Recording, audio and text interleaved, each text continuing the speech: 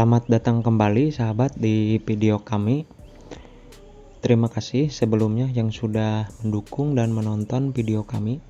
Pada kesempatan kali ini kita akan sedikit berbagi pengalaman tentang atau berbagi informasi tentang penjelasan pH tanah ataupun pengaruh baik dan buruknya pH tanah khususnya untuk tanaman pepaya. Nah, pepaya sendiri adalah tanaman yang cenderung sangat lemah bila mana kondisi pH tanah itu di bawah 5. Sebetulnya di pH 5,5 masih toleransi, tetapi dalam jangka waktu yang cukup lama akan memperburuk si kondisi tanaman pepaya. Nah, apa sih pH tanah? pH tanah ialah tingkat keasaman atau kebasaan pada suatu tanah yang disebut sifat kimia. Nah, dalam pH tanah ini bila mana pH di bawah 6 ataupun di bawah 5,5, maka tabelnya seperti ini sahabat. Nah, jadi di poin 6,5 sampai 7 ataupun 6 ke 7 itu stabil dari mulai nitrogen, fosfat, kalium, sulfur, kalsium, magnesium dan kandungan mikro lainnya itu dapat terserap oleh tanaman.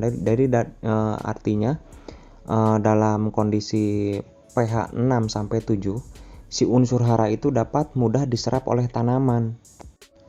Nah, dalam kondisi pH di bawah 5,5 maka unsur makro sebagian besar itu akan terikat oleh zat besi. Makanya dalam kondisi ini si tanaman pepaya khususnya itu akan mengalami stuck pertumbuhan atau jeda ketika berbunga ataupun berbuah mudah rontok. Nah, jadi pengaruh pH tanah itu sangat mempengaruhi baik pertumbuhannya, produksi buahnya. Nah, sederhananya bagaimana caranya kita untuk melihat kondisi pH tanah tanpa kita melihat alat ataupun misalkan alat pH tanahnya belum ada. Nah, cara yang paling mudah itu sebetulnya dapat kita lihat dari kondisi daun. Nah, biasanya kondisi daun itu ketika pH tanah asam itu akan kuning. Kuningnya itu serempak langsung kuning gitu, enggak sedikit-sedikit langsung kuning gitu. Diawali dari bawah daun sampai ke atas gitu. Itu menandakan pH tanah itu asam. Nah, faktor yang mempengaruhi pH asam salah satunya ialah sifat fisik tanah yang memadat. Nah, sifat fisik tanah yang memadat itu bisa menyimpan kadar air atau tanahnya tanah liat, jenis tanah liat. Maka kita harus sering melakukan penggemburan. Nah, kami sendiri ini dalam proses ini untuk penyehatan tanah kami memang selalu menggemburkan tanah bila mana tanahnya memadat atau paling sederhana itu kita tanam di jenis tanah yang punya sedikit kandungan pasir atau humus gitu. Jadi sifat bawaan tanahnya itu udah gembur. Nah, yang pertama itu. Yang kedua itu terlalu banyak kandungan air ataupun mudah tergenang atau kelembaban tinggi. Salah satunya rumput yang terlalu rimbun di musim hujan itu bisa mengakibatkan kelembaban yang naik sehingga kadar air dalam tanah itu meningkat, yang akhirnya pH tanah itu akan turun gitu atau asam. Nah, untuk hal-hal lainnya yang dapat membuat pH tanah asam itu ialah kandungan nitrogen dalam bentukan kimia itu amonium yang terlalu tinggi kita berikan. Contohnya seperti pupuk urea, pupuk ZA ataupun pupuk NPK yang amoniumnya tinggi gitu. Jadi sebetulnya dalam kasus penyakit seperti penyakit antraknosa, busuk batang, busuk akar, ataupun pucuknya tiba-tiba menguning ketika banyak hujan deras, itu salah satunya faktor awalnya kalau kita memang teliti itu sebetulnya dari bawah, dari tanah gitu. Jadi penyakit itu enggak tiba-tiba langsung menyerang pepaya, langsung membuat mati ataupun sekarat, enggak. Karena salah satu yang dapat melemahkan metabolisme tanaman atau mengganggu daripada tanaman itu adalah pH tanahnya. Nah, dalam hal ini kita harus benar-benar perhatian gitu kepada tanahnya, khususnya untuk budidaya pepaya. Nah, hal yang bisa menjaga pH tanah tetap ideal, salah satunya adalah kapur pertanian ataupun zat kapur yang kita berikan secara berkala ataupun berkelanjutan secara jangka panjang. Bukan satu kali, bukan dua kali, tapi jangka panjang terus gitu rutinitasnya. Itu disesuaikan lagi dengan curah hujan, intensitas curah hujan di daerah Anda.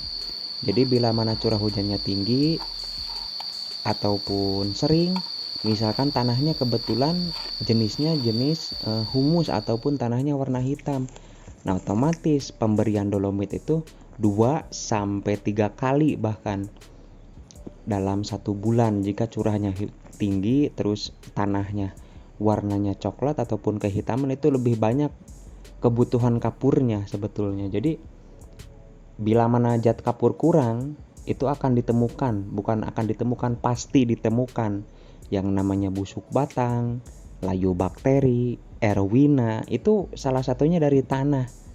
Makanya dalam pepaya ini sangat penting yang namanya pembenahan tanah.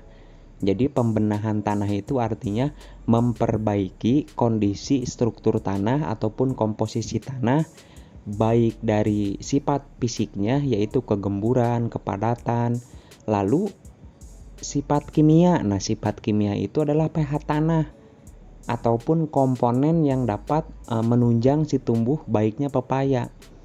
Nah, yang ketiga sifat biologi. Nah, ini yang jarang juga di kita perhatikan. Sifat biologi itu akan aktif ataupun akan baik ekosistem tanah ketika kita berulang ya memberikan kompos ataupun bahan organik yang sekiranya itu dibutuhkan oleh tanaman. Karena kompos ataupun bahan organik itu akan mengaktifkan sebagian besar mikroba yang menunjang untuk tumbuh baiknya si pepaya ataupun hewan pengurai. Nah, salah satunya bisa Anda tambahkan asam humat. Nah, asam humat ini sangat disukai oleh mikroba dalam tanah. Jadi bukan hanya tentang pupuk atau pupuk kalium, pupuk NPK itu nomor berapa sebetulnya, nomor kalau di SOP pertanian itu seperti pupuk, seperti insek, pungi itu nomor berapa gitulah. Jadi jauh-jauh sebelum kita memperhatikan itu.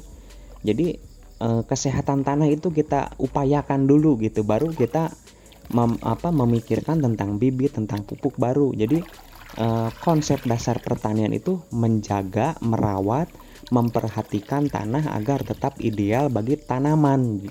Nah, itu kita akan mendapatkan pertanian atau penanaman jangka panjang. Nah, jika kita tidak perhatikan, maka aktivitas kita bertani hanya terbatas, paling 1 tahun, 2 tahun, ke 3 tahun kesananya tanah jadi rusak. Ketika ditanami kembali, tanaman mudah sakit, mudah kena virus. Itu tanahnya yang salah gitu. Jadi mungkin kita yang kurang memperhatikan daripada pembenahan tanah.